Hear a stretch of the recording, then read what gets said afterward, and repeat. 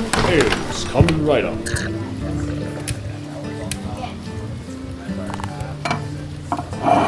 Hello, and welcome to the BRB. Please, have a seat.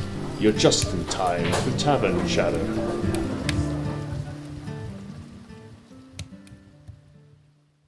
Have you heard of the 110 rule, where the premise is, on your turn, your character has 6 seconds to act. So with that, to make combat go a little bit faster, limiting players and DM to acting within the 10 times the 6 seconds. So 60 seconds of real time that you are allowed to take on your turn. If you don't take an action within that 60 seconds, before combat you have a default action that you take, whether that be dodge, whether that be firebolt the nearest enemy, or something to that effect that you set up before combat.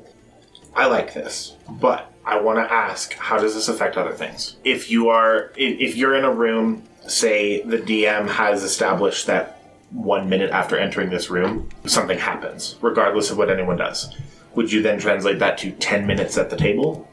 After 10 minutes at the table, if nothing has happened, then that 1 minute thing goes? Would you apply the 110 rule to everything? Or is it just combat? I would do it for combat, just to speed it up. 1 minute after the characters have been in a room, that would be just based off of interactions. If they've had roughly 10 interactions, they move around, they check this out, they move around, they check that out. All right, it's been about a minute to do all that. Okay. The thing happens. The second thing, how in-depth can you get with that? Because you mentioned casting Firebolt on the nearest creature. Could you instead say, I cast Firebolt on the lowest HP creature? I cast Firebolt on the creature closest to an ally. How detailed can you specify that? That would be between you and the DM. How I would do it is just try to go as basic as you can. You don't want to try to bog down rules. The whole point of this is to speed things up. So if it's, okay, let me look through the whole list of all the creatures that are around you. Okay, whichever one's nearest. Done. Can you incorporate bonus actions into that default action? I think it's made to be... As a rogue, I fire my bow and then I bonus action hide. Can that be your that's default? just your turn. Like, Okay.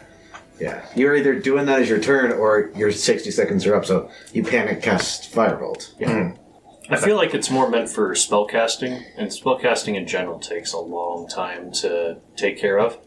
As someone who plays a rogue that takes a while, sometimes you're mostly right. When there's 5 turns and there's, let's say, a 5-person party taking 60 seconds, that's a 15-minute combat. That's just by doing the 110 rule. Now, if you take, let's say, 2 minutes, that's a half-hour combat, only 5 turns.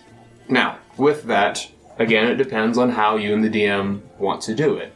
But it's also been brought up that if you're going to hold the players to that standard, that the DM gets held to that same standard. With that, if you, as a DM, you have a bunch of spellcasters, that can really bog down the combat as well.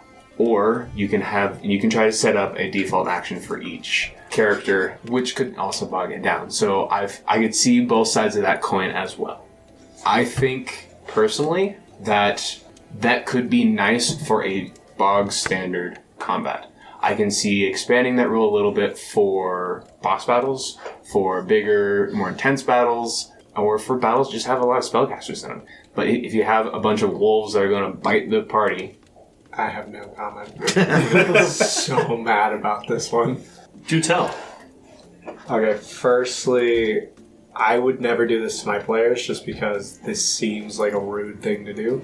Combats sometimes run long, and that is hard sometimes on people's immersion or wanting to play the game, but at the same time, it happens. This is the type of game you signed up to play. As far as like forcing them to take an action, that robs them of their turn. That robs them of something that they could have done. This is a strategy game to some degree. Yes, you have robbed them of their turn, but at the same time, they have 6 seconds. A lot can happen in 6 seconds, and I actually know another person that when they DM or GM, they're not doing it off of D&D. If they take too long, it's a fumble. They rather than going back to a default action, in real combat, you can freeze up and not know what to do. So, we keep saying 6 seconds. 6 seconds is the time frame that a turn takes in Dungeons & Dragons. I get that. However, at the same time, how often do multiple days pass during one session of gameplay? these times are not in order. One day in Dungeons & Dragons time can be spread out. It can be an entire session. It can be shortened to multiple days in one session. Doing 6 seconds during combat and saying you only have 6 seconds is basically saying that from now on when we run Dungeons & Dragons, every real-time minute should translate to real-time Dungeons & Dragons play. I would also like to point out that your character does not have a sheet of their abilities that they can look at. They know innately what they can do, and they can, in reason, act faster. If you take too long figuring out what they can do, it doesn't make sense that they would translate that into a fumble. Don't punish people for being bad at math. Exactly. So at that point, you should still be familiar with your character. You should still know what they can do. Not necessarily punishing them for being bad at math, but more of a, as the rogue, I'm going to stab and then bonus action hide. You can then take a little bit longer to roll those dice and figure out how much damage you're going to take. But you've made your actions, you've made your declaration in that moment. But this is a game with an ever-changing battlefield. You have multiple players that really don't have the opportunity to interact with each other beforehand. You don't plan turns in advance. You react to what happened before you. So if some people are bad at improvisation or they are bad at figuring out what would be the ideal move here, they should be allowed the extra time. In response to the should every in-game minute correspond to real time, I think the 110 rule is more so meant to help speed up combat in games where, say, you have 9 players that you're trying to DM for, and some might get a little bit out of the combat because it's not their turn and they're not really paying attention. It helps add a little bit of suspense to it because you have to beat that 1 minute timer or you're doing your default action. It keeps everyone a little more invested in what's going on. Keeps everyone engaged. Going back to players reacting to what's happening, at the same time, your character's reacting to what's happening, and they may not know what's going on. All of a sudden, this big thing popped out, and your character's trying to figure out, do I need to focus on what's in front of me, or do I need to go and figure out what big thing's happening over there? Is that not my worry? Do I need to let my party members take care of that? It's all just in the middle of combat, and as everything's going on. There are dice rolls for that, as well as roleplay. Yeah, you got a minute. Figure it out. So then make the dice rolls. Go. You can, if you feel like your character is hesitant, you could say that. I don't feel like Then it's wait 30 a seconds. DM's purpose to enforce that on your character. But that slows down everything. The Some- entire table. Sometimes it's nice playing the characters that run in and do one thing, like punch, shoot, stab, while other characters have to do the math on how big is this? Am I going to affect my friends? Part of that is if you have questions about the room and the scaling, you pause the timer and be like, okay, we'll explain it this way, and then they reset the timer. So you get all the information. You just have to not take 50 years to make your decision. Would you like it while better? this cleric sleeps on the side. Would you like it better if the DM paused combat and was like, "What are you doing?" And then you guys can have that discussion where you say, "Do you think your character would hesitate at this point?" That sounds awful. Make go fast. So what Becca's getting, and it was explained in the video a little bit. The timer does get paused if something big happens, and the DM needs to go through and describe something, and they didn't go through and describe it well enough. The players then have more questions to ask. So be it. Ask those questions, get the information that you need, and then resume the timer. That doesn't need to eat up their time. I also think that you're right. There are characters who would have to react and they would be slow at it. They would not necessarily know the right thing to do immediately at level 1.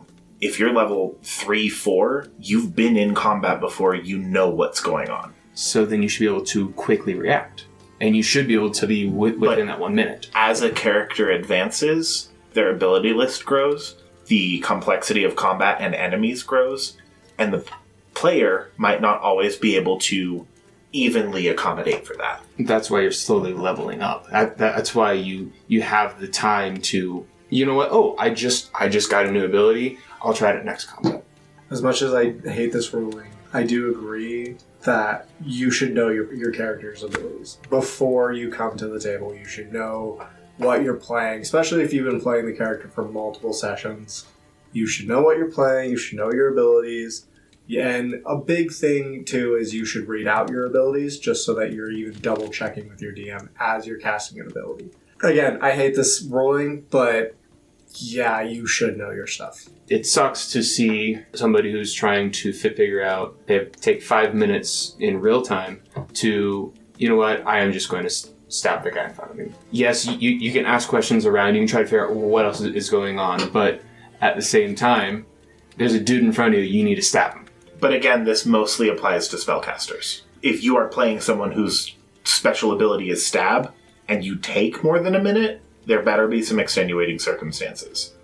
If it's a spellcaster, then you should be reading through your spell list as other people are taking their turns and have a rough idea as to what it is you're going to do. All right, I'm going to try to heal somebody, or I'm going to try to use a spell to control the battlefield.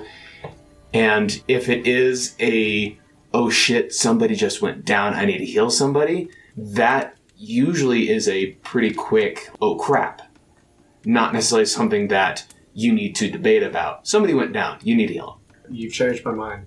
It's closing time. You don't have to go home, but you can't stay here. If you like what you see, like and subscribe. Hit that bell icon to stay up to date. If you want to see more from us, check out the links to our social media in the description below. And if you have any suggestions about our next video, please leave a comment as well.